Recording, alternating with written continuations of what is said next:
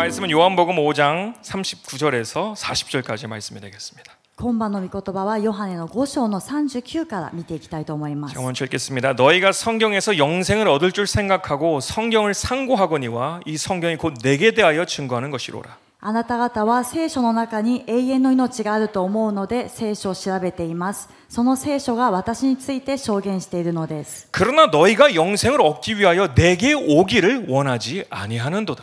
それなのにあなた方は命を得るために私のもとに来ようとはしません。 아멘. アメン。 오늘의 말씀 타이틀은 좀 쇼기크테키예요. 今日のですねメッセージのタイトルはちょっと衝撃的なんですね。 다 이유가 있으니까 여러분 좀 잠시만 참아주세요. 理由があるのでショックを受けないで聞いてください。 화일슬진저예요. 忌まわしいものよ。 워우트유. 다 이유가 있습니다. 全部理由があるので説明します。 제가 요즘 아주 심각하게 주님의 시선에서 이 말씀과 기도를 묵상을 하게 되면서 하나님의 큰 경고가 있다라는 것을 다시 한번 말씀을 통해서 경험하게 됩니다. 私がまた最近ですね深刻にこの主の視点から見て黙想して御言葉を読んでいるときにそのある警告があるということが分かりました。 우리 크리스천들이 마지막 때에 생각하면서 이런 환상을 가지고 있어요. こうクリスチャンはですね終わりの時代って言ったらあるファンタジーを抱いています。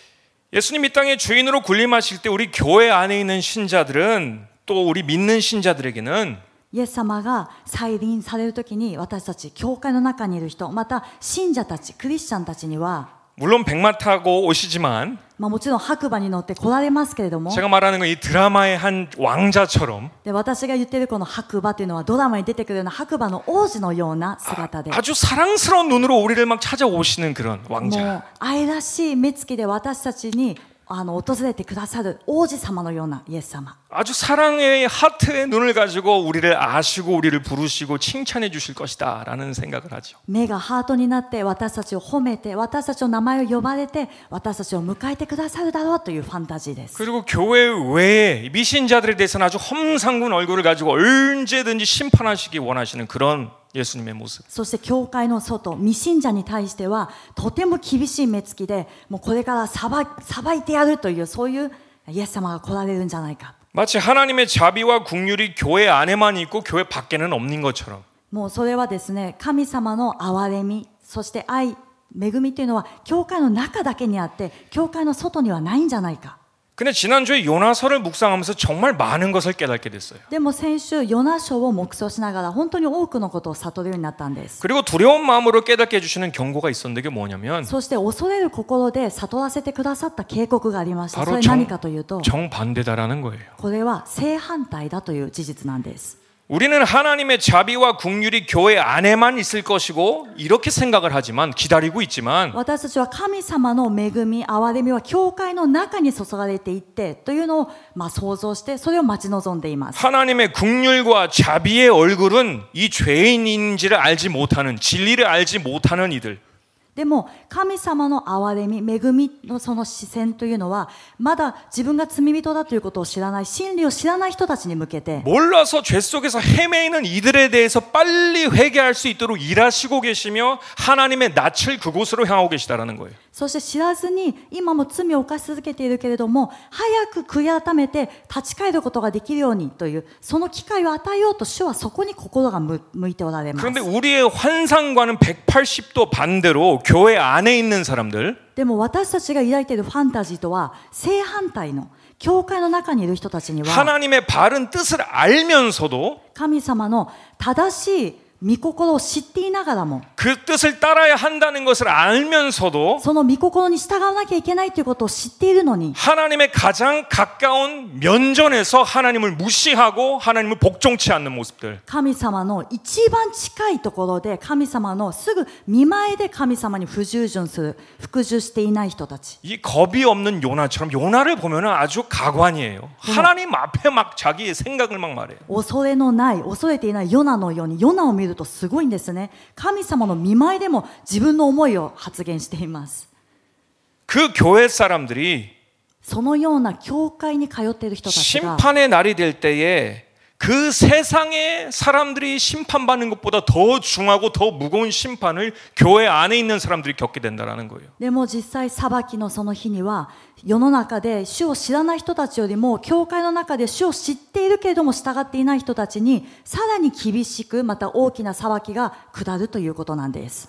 오늘은 이 말씀을 우리가 마음속 깊이 새겨야 됩니다. 정말 중요한 메시지가 될 거예요. 今晩本当に重要なメッセージになるので私たちはこれを心に留めなくてはなりません。 주님의 심판이 어디에서부터 시작될까요? 세상에서부터 시작될까요? 主の裁きはどこから始まるでしょうか。この世からでしょうか。 베드로는 에스겔서 말씀을 인용하면서 말하기를 베드로전서 4장 17절 앞부분만 보시면 この第一ペテロはエゼキエルの言葉を引用して言ってるんですね。 4장 17절에 第一ペテロ4章の17 하나님의 집에서 심판을 시작할 때가 되었나니라고 했습니다. 前の部分見ると裁きが神の家から始まる時が来ているからです。 하나님의 심판은 세상에서부터 시작하는 것이 아니라 이 하나님의 전에서부터 시작돼요. 神様の裁きはこの世から始まるのではなくこの神の家、教会から始まります。 그리고 그 기준이 세상 사람보다 훨씬 무겁고 높아요. そしてその裁きの基準というのはこの世の人たちよりもさらに大きく厳しいものになります。 로마서 2장 11절 12절을 보시면 ローマの2章の11、12を見ると 이는 하나님께서 외모로 사람을 취하지 아니하심이니라. 神にはエコひいきなどはないからです。 무릇 율법 없이 범죄한 자는 또한 율법 없이 망하고 무릇 율법이 있고 범죄한 자는 율법으로 말미암아 심판을 받으리라. 立法なしに罪を犯した者はすべて立法なしに滅び、立法の下にあって罪を犯した者はすべて立法によって裁かれます。 이 말씀 뜻은 하나님의 법을 몰라서 성경을 몰라서 진리를 몰라서 죄를 짓는 자는 この聖書の意味はどういう意味かというと、神様の立法を知らない、真理を知らない、神様の御言葉を知らずに罪を犯してしまう人は 몰랐기 때문에 낮은 기준의 심판에 당한다라는 것을 의미합니다. 知らなかったから低い基準のによって裁かれるという意味なんです。 여기서 오해하지 마시길 바라는 것은 심판을 받지 않는다라는 것이 아니라 심판을 받아요. ここで勘違いしてはならないのは裁きを免れるという意味ではないんですね。そうではなくて裁きは受けます。 그러나 하나님의 뜻을 모르는 사람으로서 심판을 받는다라는 で 것이에요. も神様の御心を知らない人として裁きを受けるんです。 반대로 율법이 있고 범죄한 자라고 했습니다. 反対に立法があって立法を知っているのに罪を犯した者、 교회 안에서 하나님의 계명과 뜻을 이해했으면서도 죄를 짓는 자에게 월등히 높은 심판의 기준으로 우리를 심판하신다. 教会の中で神様の戒め、そして立法、教えを全部知っているのにそれに従わなかった人には基準の高いその厳しい裁きで基準で裁かれるということです。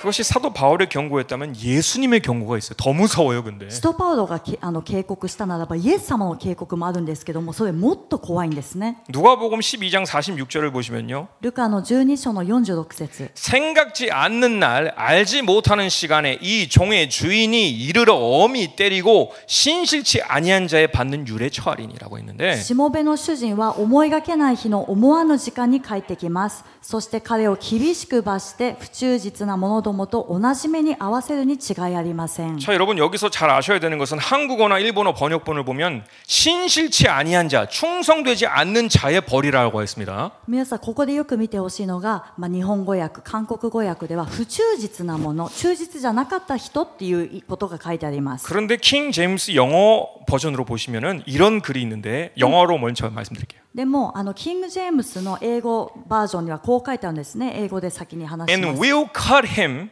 in sunder and will appoint him his portion with the unbelievers라고 되어 있어요. というふうに書いてあるんですね。 아, 예, 죄송합니다. 설명을 해야죠. 말하자면 그의 종의 직책에서 끊어버리고 もうそのしもべを sunders라는 です 것은 ね、 끊는다라는 거예요. 断ち切ってしまう、もう断ち切ってしまうということなんです。切り離す。 unbelievers가 뭘까요? I believe 했잖아요. さっき I believe って言いましたね。 unbelievers면 미신자처럼 바깥으로 내어 쫓는다라는 でも 거예요. この unbelievers というのは未信者だから外に追い出してしまうという意味なんです。 그러니까 제가 이 시리즈처럼 우리가 성경을 우리가 스스로 읽어야 되고 맥락으로 읽어야 되고 이런 시리즈를 의도치 않게 하게 되는데 だからこの前のメッセージでもあったんですけども、私たちが聖書をこう前後文脈を通して読まなくてはならない、また自分で読まなきゃいけないということをお伝えしていますが、 우리가 성경의 바른 번역본을 보는 게 정말 중요해요. 왜냐하면 하늘과 땅의 차이가 있어요. 私たちは聖書のこの正しい翻訳、その言語から見るっていうのはすごく重要なんですね。たまにはその訳によって天と地の差があるからです。 미신자처럼 우리를 끊어버린다라는 거예요. 이것이 어디 사고보면서에 연결되는 말씀이냐? 마태복음 25장 30절의 말씀과 연결이 되는 말씀입니다. 未信者のように私たちを切り離してしまうという意味なんですね。これは 사복음서의 마태복음 25장 30절. マタイの25章の30節の御言葉につながっています。 자 보겠습니다. 이 무익한 종을 바깥 어두운 데로 내어 쫓으라. 거기서 슬피 울며 이를 갈미 있으리라 하니라. 役に立たぬしもべは外の暗闇に追い出しなさい。そこで泣いて歯ぎしりするのです。 바깥 어두운 데로 그 집에서 쫓겨나는 것을 의미합니다. この外の暗闇、家から追い出されることを意味します。 근데 거기서 끝나는 것이 아니라 맞아요. 많이 맞아요 또. でもここで終わるんじゃなくて叩かれるんですね、この後。 아까 누가복음 12장 47절 48절을 보겠습니다. 先ほどルカの 12장 12章47 47, 節 48. 주인의 뜻을 알고도 예비치 아니하고 그 뜻대로 행치 아니한 종은 많이 맞을 것이요. 主人の心を知りながらその思い通りに用意もせず働きもしなかったしもべはひどく鞭打たれます。 48절 알지 못하고 맞은 일을 행한 종은 적게 맞으리라. 무릇 많이 받는 자에게는 많이 찾을 것이요 많이 맡은 자에게는 많이 달라 할 것이니라. しかし知らずにいたために鞭打たれるようなことをしたしもべは打たれても少しで済みます。すべて多く与えられたものは多く求められ、多く任されたものは多く要求されます。 그러니까 심판이 다 똑같은 게 아니라는 거예요. 많고 적음이 있다라는 것을 분명하게 말하고 있습니다. ですから裁きはすべて同じではないということなんですね。多いものも少ないものもあるということを知らなくてはなりません。 제가 이 메시지를 전하는 의도가 뭔가? 私がこのメッセージを伝えたい理由は何か。 우리가 혹시라도 내가 교회에 있으니까 私たちの中でもしですね、私は今教会にいるから、 내가 헌금을 드리고 있으니까 私は献金を捧げているから、 전도를 하고 있으니까 伝道しているから、 열심히 이것저것을 하고 있으니까 一生懸命あれこれしているから、 나는 괜찮다라는 생각을 절대 하지 마세요. 私は大丈夫だろうというのは絶対に捨ててください。 절대 긴장을 더 교회 안에 있기 때문에 늦추시면 안 되는 거예요. その緊張感というのは教会の中にいるからこそ、これはずっと持っていなくてはなりません。 우리가 영적인 어린아이일 때는 교회 안에 있으면 안전하고 세상 밖은 위험하다. 이게 되게 이게 뭐라고 할까? 단색적으로 알았죠, 우리가. 私たちがこの信仰の幼子であった時には教会の中は安全だ、そして外は危ないところだっていうのを分かっていました。 이 어린아이 때는 이 사고가 맞아요. で、幼い時にはこれは合っていることなんですね。 근데 우리의 신앙의 연수가 많아지면 많아질수록 でも私たちの信仰の年数がこう上がっていけば上がっていくほど、 하나님의 말씀과 뜻을 알면 알수록 아는데 행하지 않으면 神様の御心を知って、でも知っているのにそれを行わないならば、 세상보다 더 위험한 것이 어디인 줄 알아요? 여기예요. この世よりもですね、世の中よりももっと危ないところどこか分かりますか？ここなんです。 왜냐하면 더 큰 심판이 우리를 기다리고 있기 때문입니다. なぜかというと、さらに大きな裁きが私たちを待っているからです。 나는 가장 안전한 곳이라고 생각했던 그곳이 가장 위험한 곳이 될 수 있다는 거 여러분 꼭 기억하시길 바랍니다. 自分が一番安全だと思っていた場所が一番危ない場所になり得るということを皆さん心に留めてください。 예전에 한 간증을 들은 적이 있는데 이 미국에서 선교사님이 아프리카 오지를 가셨어요.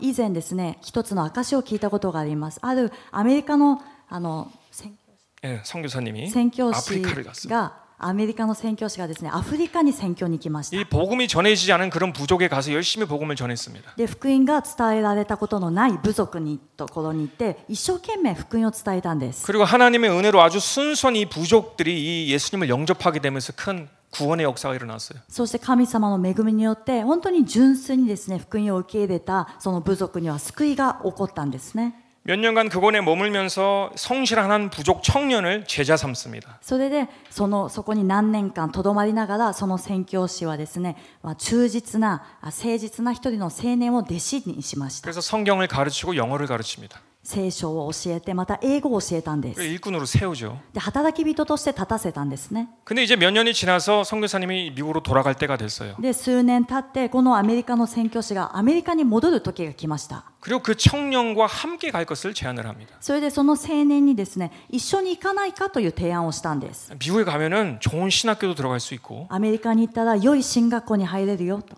좋은 선교단체들도 들어갈 수 있고 良い宣教団体にも入れるんだよ。 당신에게 좋은 경험이 될 것입니다. あなた 같이 に 갑시다. とってはとても良い経験になるから一緒に行きましょう。 근데 이 청년은 3일간 시간을 달라고 부탁을 해요. でこの青年が3日間時間をくださいと言ったんです。 우리 교회 같았으면 벌써 아웃이었죠. 私たちの教会だったら3日間時間くださいって言ったらもうアウトです。 생각은 내가 하고 순종해. もう先生が言われたらもうそれはですね、考えるのは従順というものを 물론 学 그게 びます。 맞습니다. 순종을 해야죠. もちろん従順しなくてはなりま 근데 せん。 이 상황에는 でもこの場合はですね、状況が違ったんですね。 선교사님은 혹시 걱정을 해요. 아, 집에 가족들이나 하고 있는 일 때문에 그래서 이 갈등을 가지고 있는가? この宣教師は心配したんですね。今やっていること、また残される家族のことを心配しているのかなと。 3일이 돼서 이 청년이 와서 근데 예상치 않은 예상과 밖의 답을 듣게 됩니다. で3日後にですね、青年がやってきて、予想していた答えではない答えが返ってきたんです。 선교사님 저를 초청해 주시는 것은 정말 감사합니다만 저는 미국을 갈 수가 없습니다. 先生、私をアメリカに招待してくださったこと本当に感謝いたします。でも私はアメリカに行くことはできません。 제가 3일간 미국에 가는 것에 대해서 기도할 때 주님이 미국에 대해서 검색해 보라라고 말씀을 하시더라고요. 私がその3日間アメリカに行くことを考えて祈っていた時に、主がアメリカについて調べなさいと言われました。 그리고 미국에 대해서 검색을 하게 됐습니다. でアメリカを検索してみたんです。 그리고 그 3일간 그가 발견한 것은 でその3日間の間で彼が見つけたものは、 미국의 겉모습은 기독교의 나라지만 가장 성경적이지 않은 나라에 있음을 발견할 수 있었습니다. アメリカの外側の姿はキリスト教国家だけれども、最も聖書的ではない国だということを彼は発見したんです。 달러 지폐에는 In God we trust 하나님을 믿는다라고 하지만 その紙幣には私たちは神様を信じていると書いてあるけれども、 하나님이 아니라 돈을 믿는 물질 말문주의의 나라. でも神様ではなく実際はお金を信じているこの物質万物主義の国なんだ。 육신의 정욕, 암흑의 정욕, 이생의 자랑을 극대화시켜서 세상으로 흘려보내는 나라. 目の欲、肉の欲、そして暮らし向きの自慢を拡大して他の国々にもこれを流している国。 하나님께서는 그곳은 위험하니 가지 말라고 하셨습니다라고 했어요. 神様はその場所は危ないからあなたは行ってはならないと言われました。 선교사님은 그 청년의 말에 심한 부끄러움과 용서를 구하면서 말합니다. その宣教師はですね、その青年の言葉を聞いて恥ずかしくなって許しを求めたんです。 형제의 말이 맞습니다. 兄弟、あなたの言葉が合ってます。 당신이 미국에 와야 될 것이 아니라 우리가 당신에게로 가야 되겠습니다. あなたがアメリカに来るべきではなくて、私たちがあなたのもとに行くべきです。 미국에 사는 모든 크리스찬이 이 황무지로 와야 됩니다라고 했습니다. アメリカにいるすべてのクリスチャンがここに来なくてはなりませんと言ったんです。 오늘 우리를 깨어 있을 수 있게 해주는 그런 안전한 곳, 물리적인 장소, 공간 이런 것을 너무나 깊이 생각하지 마세요. 今私たちにですね、安全そして安心を与えるような空間、場所、ここにですね、皆さんあまりにも心を置かないでください。 나중에 그런 이유가 있어요. 그것을 설명드릴 거예요. 後でその理由があるので、それは説明いたします。 물론 교회가 하는 일은 여러분이 하나님의 뜻을 더 잘 알게끔 인도하고 가르치고 경고하는 곳입니다. もちろん教会がやるべきことは、皆さんが神様の御心をもっとよく知るために教えて導いて警告するのが教会なんです。 그래서 교회가 중요한데 だから教会は本当に重要ではあります。 모든 것이 그렇듯이 나머지는 나의 선택에 달려 있어요. でも全てがそうであるように、残りは自分の選択にかかっています。 하나님이 아무리 강단을 통해서 여러분에게 경고를 해도 여러분이 순종하지 않으면 아무런 변화가 없어요. 여기는 벙커가 아니에요. 영적인 벙커가 아니에요. 神様がその講談からですね、どんなに警告をメッセンジャーを通して与えても、皆さんがそれに従順しなかったら何にもならないんですね。この教会というのはただの守られている場所ではありません。 영적인 벙커는 어디냐? 하나님의 뜻을 행하는 사람이 안식 속으로 들어가게 되는 것입니다. その霊的な守りっていうのはどこなのか、神様の御言葉を守り行う人が本当の安息に入ることができます。アメン。アメン。 요한일서 3장 21절 22절을 보시면 하나님 앞에 담대함을 어떻게 얻는가를 말하고 있어요. 第一ヨハネの3章の21節を見ると、神様の御前で大胆さをどうやって得るのか書いてあります。 사랑하는 자들아, 만일 우리 마음이 우리를 책망할 것이 없으면 하나님 앞에서 담대함을 얻고, 愛する者たち、もし自分の心に責められなければ大胆に神の御前に出ることができ、 무엇이든지 구하는 바를 그에게 받나니 이는 우리가 그의 계명들을 지키고 하나님 앞에서 기뻐하시는 것을 행함이라라고 했습니다. また求めるものは何でも神からいただくことができます。なぜなら私たちが神の命令を守り、神に喜ばれることを行っているからです。 아멘. アメン。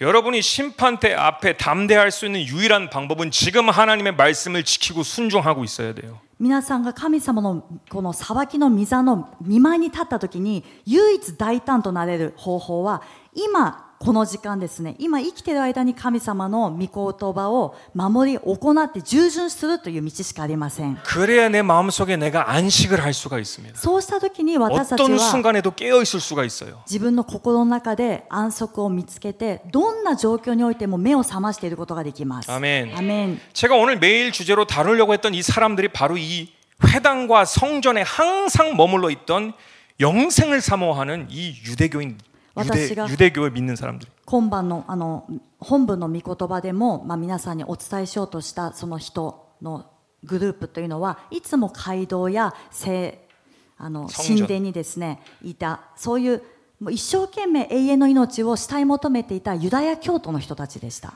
영생을 사모하고 성경을 공부하며 계명들을 꼼꼼히 지킴이 살아가는 이 유대교 신자들. この永遠の命を慕い求めて聖書を調べて勉強して、もう一生懸命生きている、戒めを全部守って行っている、もう一生懸命な熱心なユダヤ教徒。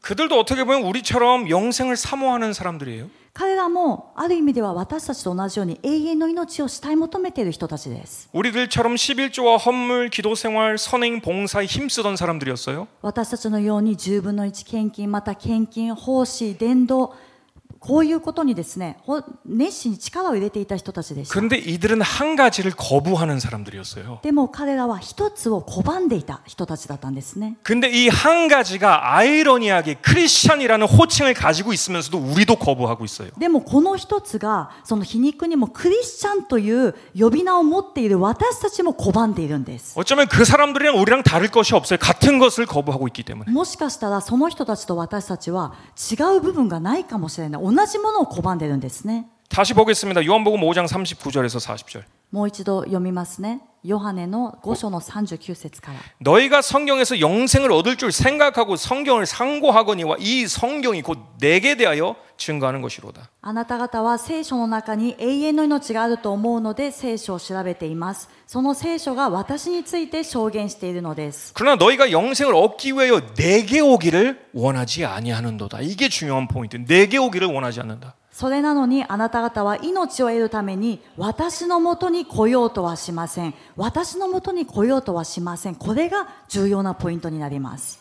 여러분 성경을 통해서 우리가 한 가지 분별력을 가질 필요가 있는 게 뭐냐면 皆さん聖書をですね見るときに私たちが一つ識別力を持って見なきゃいけないのがあって、 성경은 여러분에게 많은 지혜를 줍니다. 聖書は皆さんに多くの知恵を与えます。 성경은 여러분에게 성공할 수 있는 원리를 가르쳐 줍니다. また聖書は皆さんが成功することができる原理を教えます。 성경은 장수하고 복받을 수 있는 수많은 비법을 배울 수가 있습니다. そして聖書を通して私たちは長生きする幸せになる秘訣を学ぶことができます。 그래서 유대인들은 성경을 상고함으로 통하여서 노벨상 수상자가 가장 많아요. 유대인들이. ですからユダヤ人たちはこの聖書を元にして生きているので、ノーベル賞を受賞した人一番多いんですね。 그리고 성경을 통해 많은 성공의 노하우를 얻어서 세상의 가장 부자들이 바로 유대인 민족들입니다. そして聖書を通して成功の秘訣をもう得ている人たちなので、この世で一番お金持ちが多いのはユダヤ人です。 그러나 여러분 잘 오해하지 마시고 들으셔야 돼요. でも皆さんここからは誤解しないで、これよく聞いてくださいね。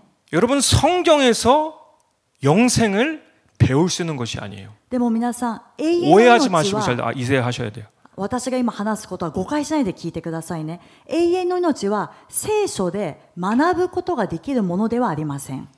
지식적으로 터득하고 배울 수 있는 것이 아니에요. 그렇기 때문에 성경을 그렇게 상고했어도 영생을 얻지 못했어요, 유대인들은. この調べて勉強してこれを習得するものじゃないんですね。だからあんなに一生懸命たくさん勉強してもユダヤ人はこう永遠の命を得ることができなかったんです。 어떻게 영생을 성경을 통해서 얻을 수 있는가? 聖書を通してどのようにすれば永遠の命を得ることができるのか。 요한복음 17장 3절입니다. ヨハネの17章の3節。 영생은 곧 유일하신 참 하나님과 그의 보내신 자 예수 그리스도를 아는 것이니라라고 했습니다. その永遠の命とは彼らが唯一の誠の神であるあなたとあなたの使わされたイエス・キリストとを知ることです。 아멘. アメン。 영생은 배우는 것이 아니요 예수님을 따르는 것에 있습니다. 永遠の命は学ぶものではなくイエス様に従うところにあります。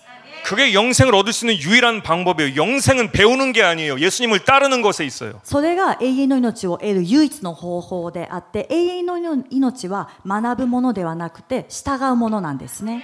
왜 유대인들은 영생을 얻지 못했는가? なぜユダヤ人たちは永遠の命を得ることができなかったのか。 예수님을 따르지 않아서 얻지 못한 것이에요. イエス様に従わなかったから知ろうとしなかったから得ることができなかったんです。 즉 예수님이 영생이며 영생이 예수님입니다. これはイエス様が永遠の命であって永遠の命がイエス様なんです。アメン。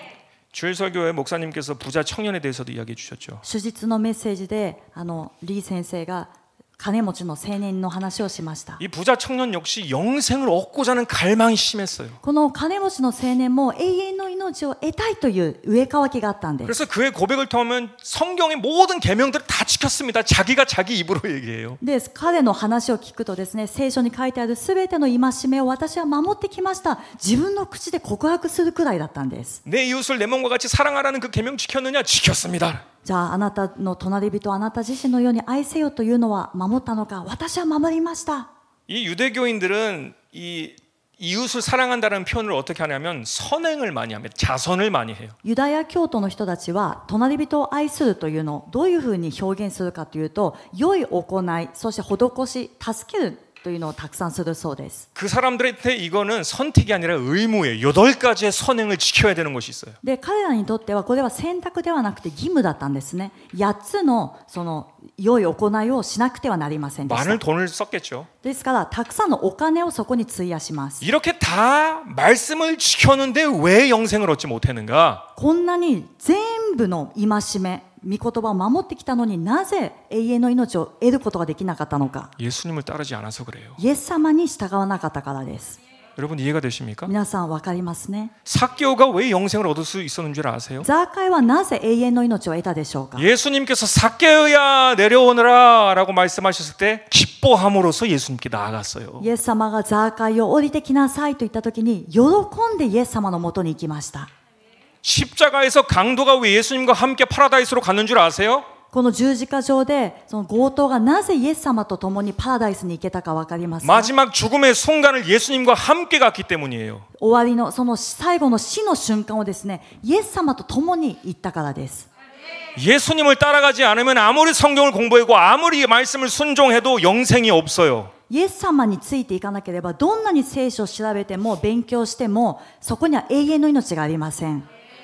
여러분 예수님을 따라간다는 것이 말이 쉽지만 여러분을 다 포기하고 예수님께 나아가야 돼요. 皆さんイエス様に従うというのは言葉では簡単なんですけども、どういう意味かというと皆さんの自分を全部諦めて捨ててイエス様に入っていくことなんです。 그 편한 자리에서는 예수님을 따르는 것이 아니에요. ですから楽な状態で今いるというのはイエス様に従っているとは言えません。 부자 청년은 편한 자리에서 그 물질을 다 누리면서 내가 이 말씀도 지켰습니다. 아주 부수적인 것들 이 말씀 지켰습니다. 이 말씀 지켰습니다 해요. この金持ちの青年は楽な場所でその富をですね自分が享受して楽しみながら私はこの御言葉守りましたあれもやりましたって言うんですね。 영생을 얻으려면 다 버려야 돼요. でも永遠の命を得るためには全て捨てなくてはなりません。 다 버리고 나를 쫓아와야 돼요. 全部捨てて私に従ってきなさい。 오늘 우리가 물어봐야 할 질문은 주님 제가 이것도 했습니다. 저것도 했습니다가 아니에요. 今晩私たちが吟味してみなきゃいけない質問は主よ私はこれしましたあれしましたということではないんです。 오늘도 나는 나를 부인하고 예수님을 따르고 있는가? 今日も私は自分を捨ててイエス様に従っているのか。 예수님이 원하시는 대로 순종하고 있는가? イエス様が望まれる通りに今従順して生きているのか。 그것이 여러분 안에 있는 영생을 확증해 줄 것입니다. それが皆さんの中にある永遠の命を確証してくれるものになります。 왜냐? 영생이 예수님이고 예수님이 영생이기 때문에 な 그렇습니다. ぜなら永遠の命がイエス様であってイエス様が永遠の命であるからです。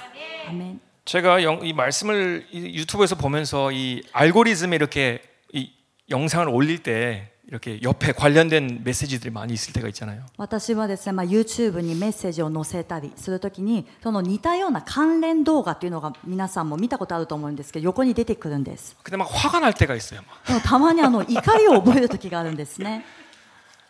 아니 이 영생에 대해서 하나님의 선물이라고 말하는 분들이 꽤 많아요. 永遠の命を神様からのプレゼントだというふうに教えている方がたくさんいらっしゃい 물론 ます。 하나님의 선물인데 예수님이 빠져 있는 선물 박스 같은 표현을 하는 분들이 많아요. もちろんそれだけ聞くと合ってます。神様からのプレゼントなんですけども、その内容はどういうものかというと、イエス様からのこのプレゼントのボックスを渡されるようなそういうふうに表現され 그래서 ているんです。 한번 선물을 내가 받았으니까 이건 누가 뺏어갈 수 없다 그래요. だから永遠の命というこのプレゼントボックスを一回受けたから、これは私のものだから誰も奪っていくことはできませんと教えています。 자, 그럼 그 사람 안에 있는 예수님은 계시는가? じゃあその人の中にはイエス様はおられるのか。 신앙이 완전 이런데 信仰生活、信仰もまだまだぐちゃぐちゃなのに、 이걸 어떻게 설명해야 되는가? これはどうやって説明するべきなのか。 요한일서 5장 11절 13절을 보시면 第一ヨハネの5章の11から見ていきま 또 す。 증거는 이것이니 하나님이 우리에게 영생을 주신 것과 이 생명이 그 아들 안에 있는 그것이니라. その証とは神が私たちに永遠の命を与えられたということ、そしてこの命が御子のうちにあるということです。 아들 안에 있다라고 하였습니다. 御子のうちにあると書いてあります。 12절 아들이 있는 자에게는 생명이 있고 하나님의 아들이 없는 자에게는 생명이 없느니라. 御子を持つ者は命を持っており、神の御子を持たない者は命を持っていません。 아멘. アメン。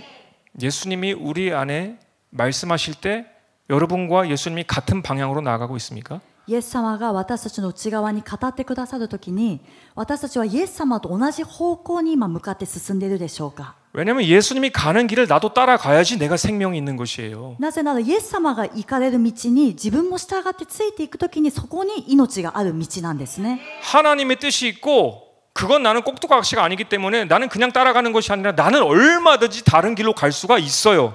神様の御心というものがあって、でも私は操り人形ではないから、私はいくらでも自分の思うままに違う道を選択することもできます。 분명히 나는 가야 할 길이 있는데 나는 딴 데로 가고 있을 수 있다라는 것이에요. 그게 문제인 거예요. だからそれどういう意味かというと、私が行くべき道は確かな道があるのに、自分は今違う道に行っている。これが問題なんですね。 요한복음 3장 36절을 보시면 ヨハネの3章の36節。 아들을 믿는 자는 영생이 있고 아들을 순종치 아니하는 자는 영생을 보지 못하고 도리어 하나님의 진노가 그 위에 머물러 있느니라라고 御 했습니다. 子を信じる者は永遠の命を持つが、御子に聞き従わない者は命を見ることがなく、神の怒りがその上にとどまる。アメン。 우리의 구원과 영생의 확신은 지금 예수님과 나와의 관계 속에서부터 있습니다. 私たちの救いと永遠の命の確信というのは、今現在私とイエス様のこの関係の中にあります。 어떤 교단에서는 예정된 자 이것에 포커스를 두는 교단들도 있어요. ある教団はですね、定められた人がいますというところにフォーカスを置いている。 그래서 로마서 8장 29절과 같이 하나님이 미리 아신 자들로라고 표현을 많이 해요. 여기서 집중을 여기만 해요. ですからここに書いてあるようにですね、あらかじめ知っておられる人、あらかじめ定められた人、このメッセージだけを伝えたりもしま 근데 す。 더 중요한 건 그 다음에가 있어요. でももっと重要なのはこの次なんですね。 또한 그 아들의 형상을 본받게 하기 위하여 미리 정하셨으니 이는 그로 많은 형제 중에서 맏아들이 되게 하려 하심이니라. 先ほどの 다시 29절. なぜなら神はあらかじめ知っておられる人々を御子の形と同じ姿にあらかじめ定められたからです。それは御子が多くの兄弟たちの中で長子となられるためです。 아멘. アメン。 진정한 예정된 자는 예수님을 닮는 사람들이에요. 本当に定められた人はイエス様に似ていく人です。 아멘. 아멘. 이것을 우리는 확실하게 하셔야 됩니다. これを私たちははっきりしなくてはなりません。 나를 버리지 않은 채 영생을 얻으려고 하면 어떤 사람이 되는가? 自分を捨てることはせずに永遠の命を得ようとする人はどうなってしまうのか。 제가 사실은 마태복음을 보려고 했는데 주님이 주시는 마음이 누가복음 6장을 봐야 된다는 것을 보였습니다. 本当はですね、マタイの福音書を見ようとしたんですけども、主がくださった思いはルカの福音書を見なさいというものでした。 그래서 원고가 아니라 지금 성경을 가지고 왔어요. 원고에 쓴 게 따로 있는데. だから本当に用意してあったものとは別なので、私も今聖書を持ってきている状態です。 누가복음 6장 20절에서부터 26절까지 읽겠습니다. ルカの6章の20節から26まで読んでいきます。 성경을 통해서 같이 영생을 얻고자 하여도 예수님을 따르는 자와 따르지 않는 자의 차이가 여기서 분명하게 나타납니다. この永遠の命を得ようとしても、イエス様に従う人と従わない人の違いというのがここで明確に現れてきます。 예수께서 눈을 들어 제자들을 보시고 가라사대 가난한 자는 복이 있나니 하나님의 나라가 너희의 것임이라. イエスは目を上げて弟子たちを見つめながら話し出された。貧しい者は幸いです。神の国はあなた方のものですから。 왜냐하면 이 제자들은 예수님을 위하여서 다 뒤로 하고 예수님을 따른 사람들이기 때문에 가난한 자들이라고 하는 것을 볼 수가 있습니다. なぜならこの弟子たちはイエス様に従うために全てを捨ててイエス様に従った人だから、イエス様は貧しい者は幸いですというふうに言われたんです。 자, 21절 이제 줄인 자는 복이 있나니 너희가 배부름을 얻을 것이며 이제 우는 자는 복이 있나니 너희가 웃을 것이며. 今飢えている者は幸いです。やがてあなた方は満ち足りるから。今泣く者は幸いです。やがてあなた方は笑うから。 인자를 인하여 사람들이 너희를 미워하며 멀리하고 욕하고 너희 이름을 악하다 하며 버릴 때는 너에게 복이 있도다. 人の子のために人々があなた方を憎むとき、またあなた方を除名し、恥ずかしめ、あなた方の名を足ざまにけなすとき、あなた方は幸いです。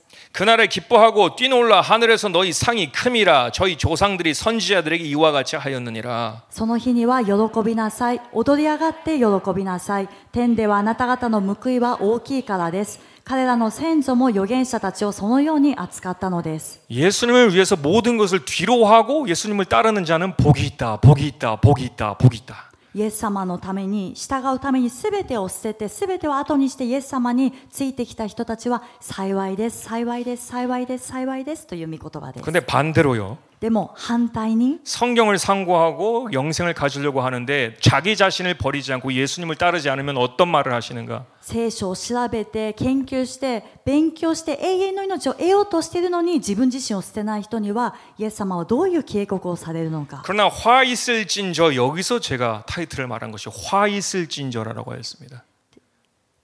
24절. しかし富んでいるあなた方は哀れなものです。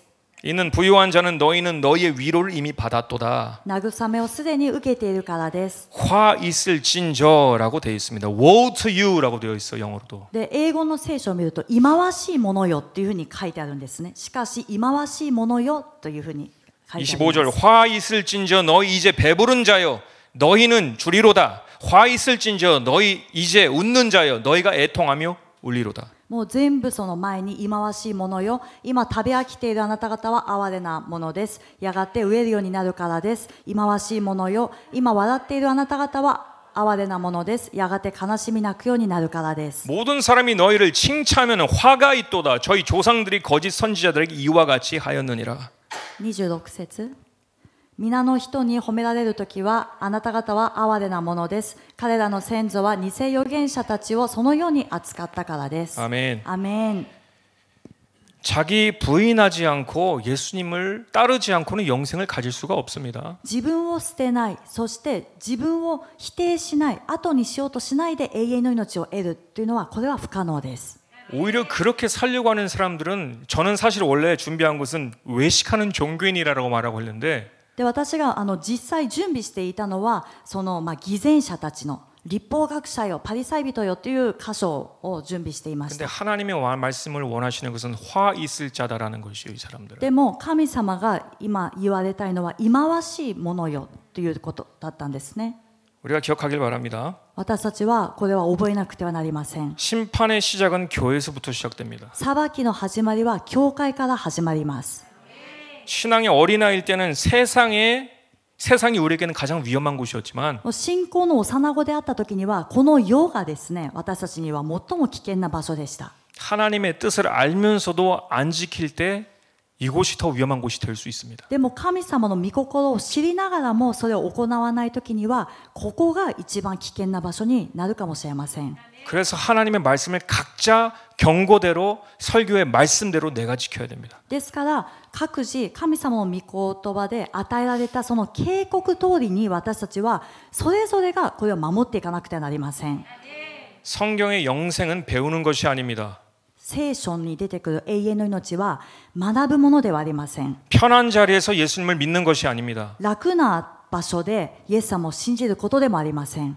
자기를 부인하셔야 됩니다. 自分を捨てなきゃいけないんです。 그래야지만 영생을 얻을 수 있습니다. そうした時に永遠の命を得ることができます。 예수님을 뒤따르시고 자기 자신을 부인하시는 그런 영생을 얻는 저와 여러분 되시길 예수 그리스도로 축복합니다. イエス様の後に従って自分を捨ててイエス様だけについていくそのような皆さんと私になるように主の皆で祝福いたします。 우리 같이 기도하시겠습니다. 一緒にお祈りします。